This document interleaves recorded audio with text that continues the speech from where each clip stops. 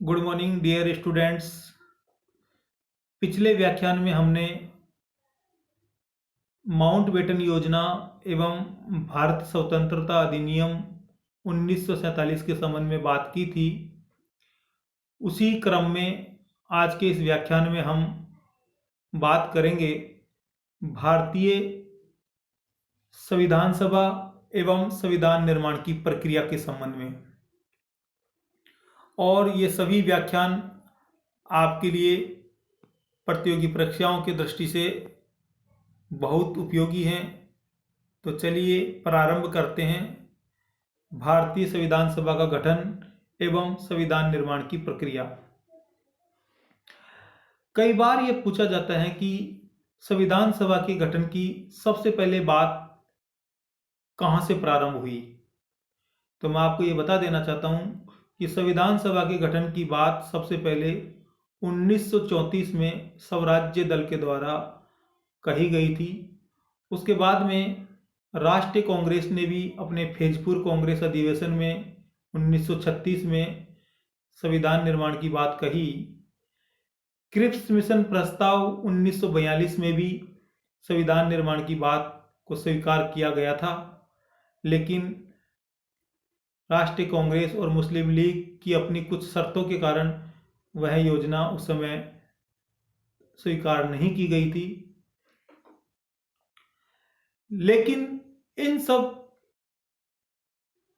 परिस्थितियों, इन सब घटनाओं से निकलकर जब द्वितीय विश्व युद्ध के बाद में कैबिनेट मिशन आयोग 1946 आया, तो उसमें जो तथ्य रखे गए थे, उसमें जो विषय रखे गए थे, उनको राष्ट्रीय कांग्रेस ने स्वीकार किया और उसी कैबिनेट मिशन आयोग 1946 के तहत संविधान सभा का गठन किया गया।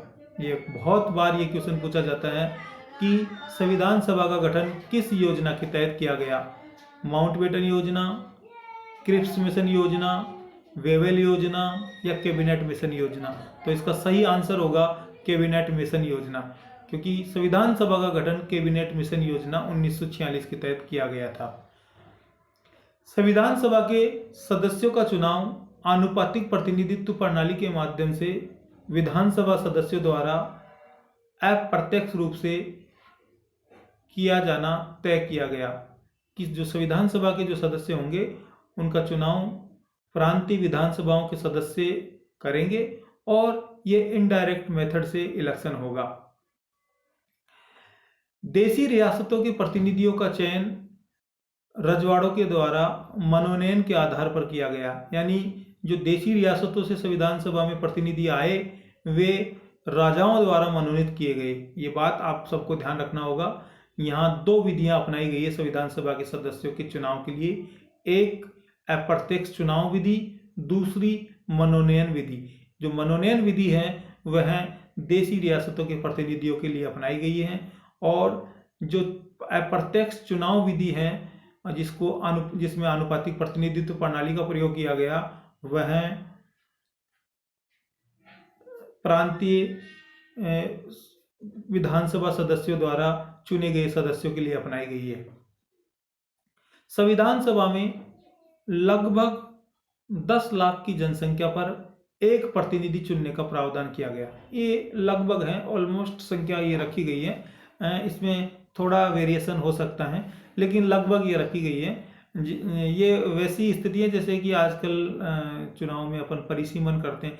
ये परिसीमन क्या होता है? परिसीमन भी एक तरह से चुनाव क्षेत्र में जनसंख्या का संतुलन, इसको परिसीमन बोलते हैं कि जनसांख्यिकी एक ये बैलेंस जो बनाया जाता है चुनाव क्षेत्रों में, उसको परिसीमन बोलते हैं। क्योंकि कहीं शहरों में जनसंख्या बहुत ज़्यादा बढ़ जाती है, तो वहाँ शहरों में जो असेंबली या पार्लियामेंट का एरिया होता है उसका प्रतिनिधित्व ज़्यादा हो जाता है, ज़्यादा जनसंख्या आ जाती है, और जो ग्रामीण एरिया होता है वहाँ प्रतिनिधित्व कम हो जाता है। तो ये कुछ समय अंतराल में चुनाव क्षेत्रों का परिसीमन किया जाता है ताकि जनसंख्या को बैलेंस किया जा सके। जैसे मैं आपको एक उदाहरण दे सकता हूँ कि पहले जयपुर शहर में एक ही लोकसभा क्षेत्र होता था, लेकिन आज वर्तमान समय में जयपुर क्षेत्र में दो लोकसभा क्षेत्र, जयपुर को 2 लोकसभा क्षेत्रों में विभाजित किया गया है। तो ये यहाँ भी लगभग 10 लाख की जनसंख्या पर एक प्रतिनिधि चुनने का प्रावधान किया गया। संविधान सभा के सदस्यों की कुल संख्या 389 थी। आप इसको अच्छी तरह नोट कर ले, इसको अच्छी तरह समझ ले क्योंकि यह आपके बहुत काम आएगी। संविधान सभा के सदस्यों की कुल संख्या 389 थी, जो इस प्रकार है। ब्रिटिश प्रांतों से सदस्य 292 चुने गए। जो ब्रिटिश प्रांतों से सदस्य आए वो 292 थे। देशी रियासतों से सदस्य चुनकर आए या मनोनीत होकर आए हुए 93 यानी 93 थे। ब्रिटिश केंद्र शासित प्रदेशों से 4 सदस्य चुनकर आए। तो इस प्रकार जो निर्वाचित सदस्य थे उनकी संख्या 296 हो गई, यानी 292 प्लस 4 यानी 296 हो गई। यह आपको ध्यान रखना होगा। अब इन सब क्षेत्रों के प्रतिनिधियों का तो हाँ यहाँ जिक्र करना संभव नहीं है, लेकिन मैं जो 4 ब्रिटिश केंद्र शासित प्रदेश थे जहाँ से प्रतिनिधि चुनकर आए इनके बारे में बता देता हूँ। तो एक दिल्ली से, एक कुर्ग कर्नाटक से, एक अजमेर से और एक बलूचिस्तान से। ये 4 सदस्य इस प्रकार चुनकर आए। मैं वापिस रिपीट करता हूँ, दिल्ली, कुर्ग कर्नाटक, अजमेर मेरवाड़ा, दोनों को मिक्स करके अजमेर मेरवाड़ा और बलूचिस्तान, ये 4 सदस्य। इनमें एक राजस्थान से आपको समझ में आ रहा होगा, जो अजमेर मेरवाड़ा का क्षेत्र है वो राजस्थान का हिस्सा है। तो इस प्रकार निर्वाचित होने वाले सदस्यों की संख्या 296। ये क्वेश्चन बहुत बार पूछा जाता है कि ब्रिटिश प्रांतों से संविधान सभा में कितने सदस्य चुनकर आए। तो यहाँ ऑप्शन आपको मिलेगा 292, 296, 389 या 93। तो आपको यहाँ 296 आंसर सही रहेगा, क्योंकि 292 प्लस 4। संविधान सभा के सदस्यों का चुनाव जुलाई 1946 में संपन्न हुआ। जुलाई 1946 में, जिसके तहत अब ये किस प्रकार विभाजन हुआ है सदस्य संख्या का आपको मैं यहाँ बता रहा हूँ। जिसके तहत 208 सदस्य राष्ट्रीय कांग्रेस से, इसको अच्छी तरह याद रख ले, नोट कर ले, 208 सदस्य राष्ट्रीय कांग्रेस से, 73 सदस्य मुस्लिम लीग से, 7 सदस्य अन्य दलों से, जो अन्य दल थे उनसे, और 8 सदस्य निर्दलीय रूप से चुनकर आए। तो इस प्रकार इनको सबको यदि काउंट करते हैं तो 296 सदस्य संख्या आती है। और जो 93 सदस्य देशी रियासतों से आए वो मैंने पहले ही बताया कि वो रजवाड़ों के द्वारा मनोनीत होकर आए हैं। स्वतंत्रता के बाद संविधान सभा के सदस्यों की संख्या घट गई और घटकर यह 324 रह गई। क्यों रह गई ये तो आपको भी पता है कि स्वतंत्रता के बाद, यानी स्वतंत्र जब हुआ भारत, उस समय भारत का एक बहुत बड़ा हिस्सा अलग देश के रूप में स्थापित हो गया, जिसे पाकिस्तान नाम दिया गया। तो जब पाकिस्तान का विभाजन, भारत और पाकिस्तान का विभाजन हुआ, वो तो जमीन गई तो उसके साथ लोग भी जाएंगे, सदस्य भी जाएंगे। तो वहाँ प्रतिनिधित्व बढ़ गया और प्रतिनिधि संविधान सभा की 389 से घटकर 324 रह गए। इनमें राष्ट्रीय कांग्रेस के 235 सदस्य और देशी रियासतों से 89 सदस्य तय किए गए, यानी ये रहे सदस्य। लेकिन इसे बाद में संशोधित करके 299 कर दिया गया। यानी एटलीस्ट आप ये समझ लीजिए मोटे तौर पर कि स्वतंत्रता के बाद संविधान सभा में 299 सदस्य रह गए, यानी लगभग 90 सदस्य कम हो गए। ये आपको ध्यान रखना है, और वो पाकिस्तान बनने के कारण हुआ। आजादी के बाद संविधान सभा की प्रथम बैठक 31 अक्टूबर 1947 को बुलाई गई, आयोजित की गई।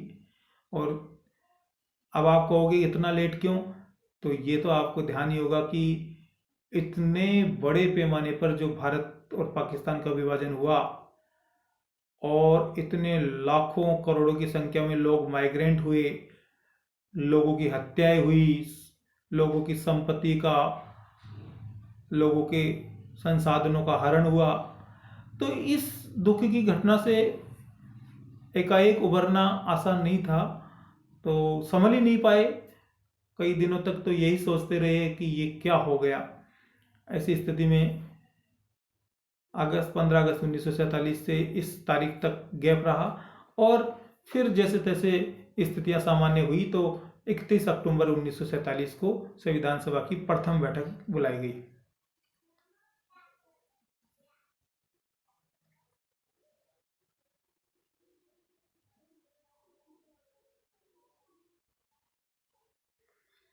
अब यहाँ मैं आप लोगों को बता देना चाह रहा हूँ कि जो संविधान सभा बनी, वो तो आज़ादी के बाद की बात थी, लेकिन जो संविधान सभा बनी उसकी प्रथम बैठक 9 दिसंबर 1946 को आयोजित की गई। संविधान सभा की प्रथम बैठक 9 दिसंबर 1946 को आयोजित की गई, जिसमें डॉक्टर सच्चिदानंद सिन्हा को संविधान सभा का अस्थायी अध्यक्ष बनाया गया। यानी संविधान सभा ने औपचारिक रूप से, संविधान सभा ने एक तरह से वैध तरीके से 9 दिसंबर 1946 से अपना कार्य करना प्रारंभ कर दिया, और इसके प्रथम अस्थायी अध्यक्ष डॉक्टर सच्चिदानंद सिन्हा को बनाया गया।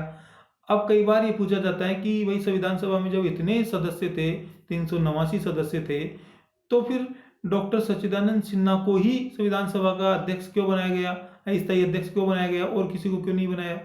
तो इसका एक सामान्य सा जवाब है कि यह उस संविधान सभा के सदस्यों में सबसे वरिष्ठ थे, वयोवृद्ध थे।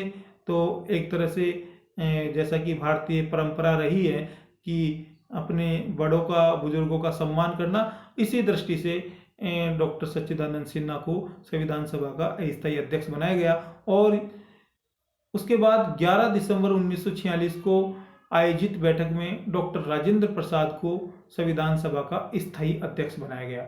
ये वही राजेंद्र प्रसाद हैं जो बाद में भारत के राष्ट्रपति बने। और ये सहयोग आप देखिए कि संविधान सभा का अस्थायी अध्यक्ष और संविधान सभा का स्थायी अध्यक्ष दोनों बिहार से थे। सच्चिदानंद सिन्हा भी बिहार से थे और डॉक्टर राजेंद्र प्रसाद भी बिहार से थे। तो यह एक सहयोग की बात है। 13 दिसंबर 1946 को पंडित जवाहरलाल नेहरू ने संविधान सभा का उद्देश्य प्रस्ताव रखा। यानी एक तरह से संविधान सभा का उद्देश्य प्रस्ताव क्या है ये समझना जरूरी है। हालांकि उद्देश्य प्रस्ताव कोई बहुत बड़ी, कोई अलग से कोई लेख नहीं है। ये उद्देश्य प्रस्ताव पंडित नेहरू का एक संबोधन है, पंडित नेहरू का एक भाषण है, जिसमें पंडित नेहरू ने संविधान सभा के गठन के कुछ व्यवहारिक उद्देश्यों, कुछ व्यवहारिक पक्षों को उजागर किया अपने भाषण में। उसी को संविधान सभा का उद्देश्य प्रस्ताव कहते हैं। और संविधान सभा, पंडित नेहरू ने अपने इस भाषण में बताया कि हमने ये संविधान सभा क्यों गठित की, यह संविधान सभा किन लक्ष्यों, किन उद्देश्यों, किन सिद्धांतों को लेकर कार्य करेगी, और इस संविधान सभा में किन किन विषयों को, किन किन बातों को, भारत की बहुत सी विभिन्नताएं हैं, भारत में बहुत सी जातियां, बहुत से धर्म, बहुत सी क्षेत्रीय भिन्नताएं हैं, इन सबको समायोजित करते हुए किस प्रकार एक श्रेष्ठ संविधान का निर्माण किया जा सकता है, इन सब पर पंडित नेहरू ने अपने अभिभाषण में प्रकाश डाला। उसी को उद्देश्य प्रस्ताव कहते हैं। और इन उद्देश्य प्रस्ताव की प्रतिछाया हमको संविधान की प्रस्तावना में भी देखने को मिलती है। जो प्रीएम्बल ऑफ इंडियन कॉन्स्टिट्यूशन है, उसमें भी हमको उद्देश्य प्रस्तावों की प्रतिछाया, उद्देश्य प्रस्तावों का प्रभाव दिखाई देता है। तो ये उद्देश्य प्रस्ताव में आखिर अगर कोई पूछे एक शब्दों में, तो ये एक लाइन में ये बताया जा सकता है कि संविधान किन उद्देश्यों, किन लक्ष्यों और किन सिद्धांतों को लेकर कार्य करेगा, और इसमें किन किन महत्वपूर्ण पक्षों को जोड़ा जाएगा, और किन किन विषयों को जो जनता से संबंधित है उनको इसमें शामिल किया जाएगा। ये इसमें मोटे तौर पर कहा गया। इन उद्देश्य प्रस्तावों को 22 जनवरी 1947 को संविधान सभा ने पारित कर दिया। यानी उद्देश्य प्रस्ताव पंडित नेहरू ने रखे 13 दिसंबर 1946 को, और 22 जनवरी 1947 को संविधान सभा ने पारित कर दिया। अब संविधान सभा ने अपना कार्य प्रारंभ कर दिया। बीच में एक व्यवधान, जो बहुत बड़ा व्यवधान था भारत विभाजन का, वो जरूर आता है, लेकिन संविधान सभा ने अपना कार्य निरंतर जारी रखा। संविधान सभा ने अपने अथक प्रयासों से, कठिन परिश्रम करके, बहुत ही तार्किक और सारगर्भित तरीके से 2 वर्ष 11 माह 18 दिन में 26 नवंबर 1949 को भारतीय संविधान का निर्माण पूर्ण किया। ये बात आपको ध्यान रखनी होगी। 2 वर्ष 11 माह 18 दिन में 26 नवंबर 1949 को भारतीय संविधान का निर्माण पूर्ण किया। अब यहाँ एक बात समझनी है कि ये जो 2 वर्ष 11 माह 18 दिन 26 नवंबर 1949 तक, तो इसकी प्रारंभिक तिथि कौन सी मानी जाएगी, जो 2 वर्ष 11 माह 18 दिन काउंट किया जा सके? तो उसके लिए आपको 9 दिसंबर 1946 से लेकर 26 नवंबर 1949 तक आप काउंट कर लीजिए, लगभग 2 वर्ष 11 माह 18 दिन आएंगे, और यह समय संविधान के निर्माण के लिए लगा। और यह कई बार परीक्षाओं में पूछा जाता है, तो आपको इसको समझना होगा। और आपने मेरा ये व्याख्यान ध्यान से सुना, इसके लिए आप सभी लोगों को धन्यवाद एवं आभार। इसी से आगे हम निरंतर अगले व्याख्यान में बात अपनी जारी रखेंगे। तो आप देखते रहिए मेरे अगले व्याख्यान को। धन्यवाद एवं आभार।